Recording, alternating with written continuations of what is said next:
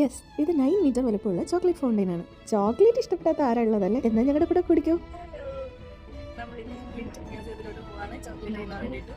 അയ്യന്റെ favourite സ്പോട്ടാണ്.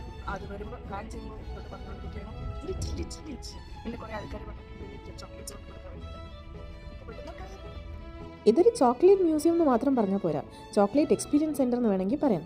നമുക്ക് language select ചെയ്തില്ല ഓഡിയോ ഗൈഡൊക്കെ ഇവിടെ കിട്ടും. ടിക്കറ്റ്സ് ഒക്കെ ഞാൻ നേരത്തെ ബുക്ക് ചെയ്തിരുന്നു കേട്ടോ, കാരണം ഒരുപാട് ബ്ലോഗ്സ് റെഫർ ചെയ്തപ്പോൾ ടിക്കറ്റ് കിട്ടാതിരുന്നതിനെ പറ്റി കണ്ടു.